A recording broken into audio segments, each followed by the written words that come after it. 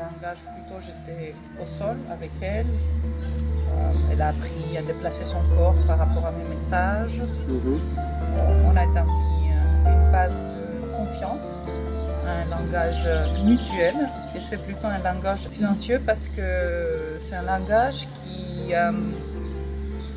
s'agit d'une communication entre la position et la forme du corps de chacun. Le langage avec le cheval, il faut parler sa langue pour arriver à... Parce qu'il y a plein de gens qui, soi-disant, entraînent les chevaux à les faire monter, à les faire sauter une barre. C'est autre chose entraîner, c'est autre chose communiquer, c'est autre chose faire le mariage des deux et arriver à des performances qui peuvent toucher la perfection, disons. Pas par rapport au point qu'on arrive à prendre, parce que ça c'est juste un résultat, mais par rapport au rapport qu'un cavalier ou un être humain établit avec un autre animal qui pèse 5 à 6 fois son poids et qui a une force de l'écraser juste avec son poids, il n'a pas besoin de le taper. Et on arrive quand même à faire ce que j'appelle moi le tango. C'est-à-dire on danse ensemble et à un moment il y a moi qui va baisser la pression et reculer et à un moment ce sera le cheval qui va presser, qui va laisser sa pression et reculer. Donc comme toute forme de communication, pour moi ça devrait être comme la danse. On avance et on recule par rapport à la musique et par rapport aux effets. Les femmes qui ont certainement développé le langage aussi bien de la danse, de la danse quand vous avez évoqué le tango, ça m'a frappé tout de suite parce qu'effectivement, quand l'homme a commencé à parler, il a fabriqué les outils en même temps, c'est pas séparé, c'est deux phénomènes en même temps, mais en même temps il y avait une communication au niveau des rituels, la danse. La danse c'était aussi par mimétisme, on mimait les animaux qu'on allait chasser, voilà. Et quand vous avez parlé de danse, là j'étais dedans à fond. Alors vous pensiez à votre cheval et à votre complicité et au dialogue, aux échanges, et moi je pensais aux premiers humains. Et ça revient exactement au même. C'est ça qui est fascinant. C'est nous les humains qui ont oublié comment communiquer, hein. C'est pas les animaux. On a tout oublié. C'est ça qui est terrible. Les animaux, ils ont continué leur histoire, ils évoluent à côté de nous, mais sans perdre leur identité et leur nature. C'est le contraire qui a fait l'être humain.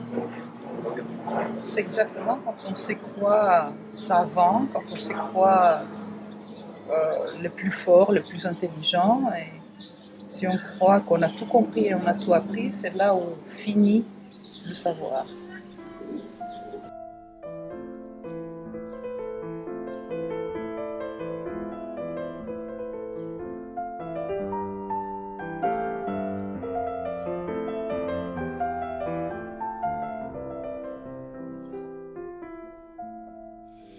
Effectivement, alors c'est pas singé, mais par exemple les premiers humains, pour évoquer un buffle ou un auroch ou je sais pas quel animal, ils mimaient, ils singeaient l'animal pour parler de lui, donc c'était un langage non verbal.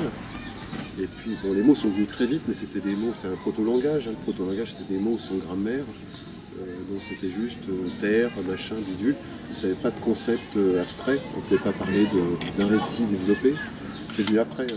C'est le langage plus développé, le langage humain d'aujourd'hui. Mais là, on part vraiment sur des perceptions, des sensations, il y a un échange silencieux. J'aime bien le mot silence, je parle trop d'ailleurs. Mais le silence, c'est vraiment magnifique. Est-ce qu'on pourrait parler du silence avec le cheval? C'est quand même compliqué, mais quand vous dites qu'il y a une communication, mais parfois silencieuse. Et est-ce qu'on pourrait développer l'échange silencieux? Les gestes? Est-ce qu'il y a aussi l'odeur? Est-ce qu'il y a l'approche? Est-ce qu'il y a une sorte d'énergie? L'énergie joue un rôle très fort. Pour moi, c'est la force primordiale parce qu'on peut faire le même geste, mais il n'aura pas le même résultat. Il y a des gens, par exemple, qui me demandent comment tu peux descendre un cheval qui se met debout devant toi. Tu pèses 56 kilos et le cheval pèse 560. Une montagne. Et je dis, c'est pas la force. C'est la technique et l'énergie qu'on applique. C'est la même technique et énergie et concentration qu'on peut observer dans les arts martiaux, par exemple. là, comme on positionne notre poids, on voit des gens qui peuvent casser un gros morceau de bois ou donner un coup de poing contre le mur. Tout ça, c'est d'abord c'est l'énergie, la concentration et un apprentissage continu. Sauf que dans les arts martiaux, on a affaire avec nous-mêmes et un environnement qui est plutôt statique quand on s'entraîne et qui devient très bizarre, très variant quand on a un autre être humain contre nous. Mais nous, avec les chevaux, on a toujours une image qui bouge, un autre individu avec un autre caractère, et même le même cheval peut avoir, par rapport aux hormones, à la lune, à la chaleur, des réactions différentes, des bonnes journées ou des mauvaises journées comme nous, et aussi des réactions inattendues.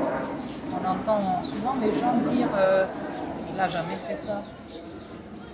Mais oui, parce que tu n'as pas observé que ça allait venir.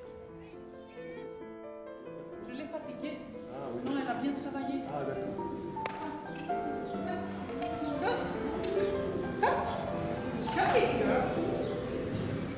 Oh, non, tu pourrais venir me voir. Elle faisait pas chaud. Ça aussi, c'est une preuve que le cheval n'a pas été maltraité. Hein? Là, j'ai utilisé ma cravache, mais c'est pas dans l'agression. C'est dans lui montrer ce que je veux. Il y aura un moment où, juste en la mettant en position, elle va comprendre que je veux qu'elle fasse le piaffe, au début avec ma voix, et après on va supprimer la voix aussi. Petit à petit, ce qu'on appelle, on passe au raffinement des aides. C'est-à-dire on ne touche plus avec la cravache. Le cheval va comprendre s'il n'est pas agressé.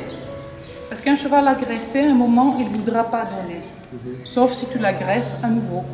Il faut arriver à un moment, comme pour les autres exercices qu'elle connaît depuis petite, si je dis back, back, back, back, back, je ne fais rien là. Hein? Et oh, si je fais ça, elle va positionner ses pattes. Et j'ai une amie, l'anecdote, elle m'a dit, je passais une demi-heure sous mon cheval, elle n'a rien fait en faisant ça. Oui, on part. Je peux vous piquer le manège, s'il vous plaît? Piquez-le. On a fini. On a eu juste le créneau pour faire ce qu'on voulait, merci. Super.